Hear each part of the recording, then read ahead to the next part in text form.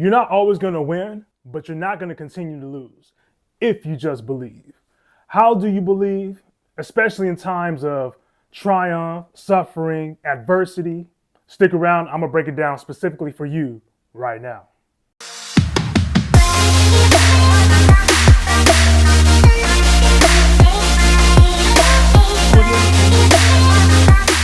If you have a strong belief, you will be okay with losing because you know that at the end of this loss, there's going to be a win. You will not continue to lose if you believe. Once you understand the concept of having a strong belief system, I guarantee your life will change entirely because your belief system is a core to your actions. Whatever you believe is what you're going to achieve. Even if there are things that you don't desire that you believe, you will achieve the things you don't desire if you continue to believe those things. In therapy, we call those things distortions. We call those things negative thought, negative self-talk. But simply put, outside of all that jargon, it's really your belief system. Your belief system is what's going to carry you to whatever life that you would like to have. And I'm not talking about manifesting and, okay, if I believe I can have $1 million, I'm going to just automatically have $1 million. If I believe I can have a big house, I'm going to have a big house. If I believe I can start a business and be successful, it's just going to happen. It doesn't happen just because you believe, but the precursor for you to have all these things is your belief system. I'm not really big on manifesting because manifesting is like a whole marketing tool that people use to have people buy the courses and buy into whatever ideology people are trying to sell.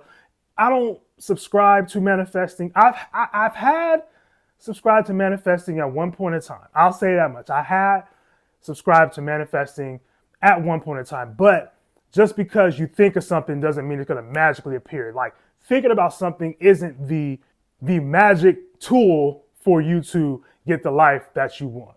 Your beliefs, yes. Your thinking, yes, it is important, but it's really what you believe as opposed to what you think. Because you can think like, okay, well, I think I should have $1 million, or I think I should be healed, or I think I should have, everything I desire. Think about this. How many thoughts do you actually have in a day? How many thoughts do you actually have in a day? Scientifically speaking, the average person has about 3,000 thoughts a day, right? Out of all those 3,000 thoughts, how many of them really come true? Think about how many of them actually come true. Maybe a small percentage, right? This is why your belief system and your core beliefs is more important than you just thinking about something, because just thinking about it ain't gonna make it happen, right? The average person may have up to 3,000 thoughts per day, but really, people only have one belief. Either things exist or they don't exist, right? So the belief will be going towards, okay, this thing does exist, or I can do these things, or I'm going to lean on this side and my belief system is these things don't exist or I can't achieve these things. Now, when it comes to overcoming losing, your belief system is going to help you win. It's super key. And you might be like, what, Terrence, why is my beliefs key to losing and overcoming losing? I'm going to share with you guys a little story about my relationship with losing, all right? So back in high school, between 2004, 2007, I went to Little Rock High School, which is located in Little Rock, California. Little Rock, California is a very, very small town east of Palmdale, California, almost borderline San Bernardino County, all right? Our high school is located pretty much in the middle of the desert, but it was just desert. Like, that's where we grew up. Still to this day, there's no major grocery stores. You usually have to travel to go get groceries, but there's really nothing there. Little Rock, California is literally a desert. Growing up, I played football, and I joined the high school football team once I hit Little Rock High School, right? Look up this, go on Max Preps, go on any website. My senior year, 2006, 2007, we went 0-10.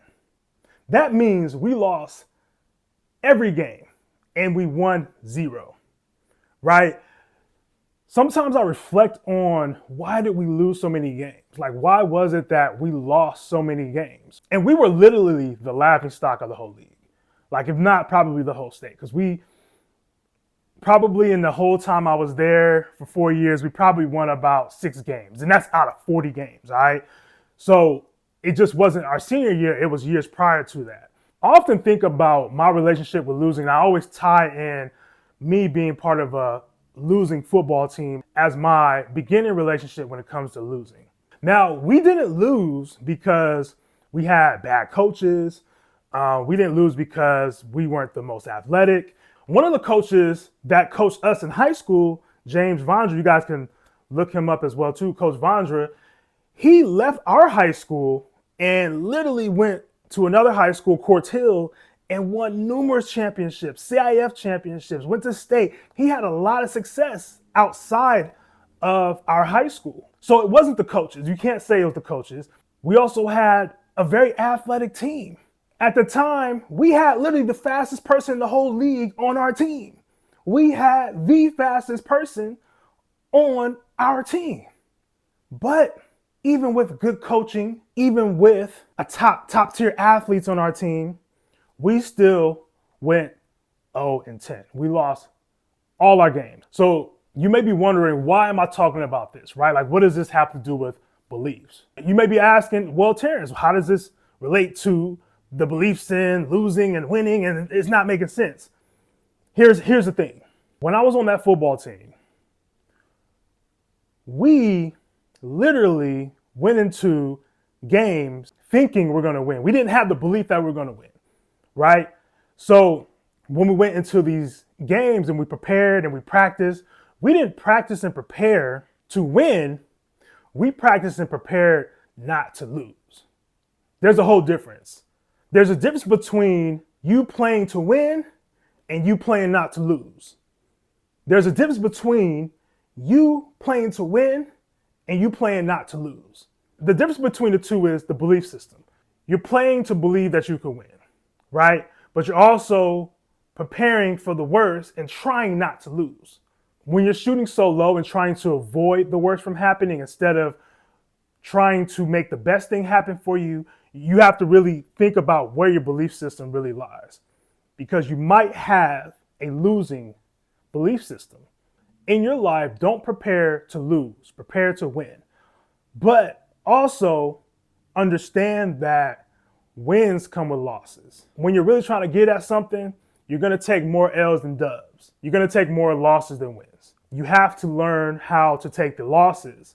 And how you learn to take these losses is by really being intentional about what you believe about yourself, what you believe about your objective, what you believe about the outcome. Because many times you may fail, you may quit, you may stop because you simply don't believe that what you're trying to do is possible.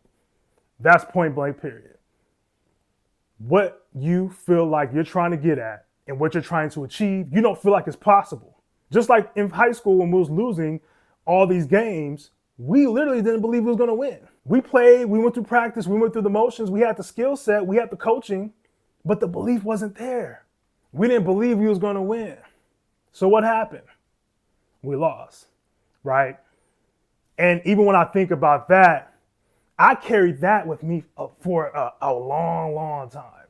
That loser mentality, that loser mindset, I've carried that with me for years. Straight up. I carried that mentality with me for years. And my perspective on losing now is a lot different. It has to be different. Whatever I'm getting at now, I understand you got to take losses, but you have to play to win. You can't play to not lose. You have to understand winning is intentional. It doesn't happen by accident. So you have to be intentional about what you believe about yourself, your goals, and whatever you're trying to aspire to do. You have to be intentional. Winning doesn't happen by accident. Championships are not won by accident.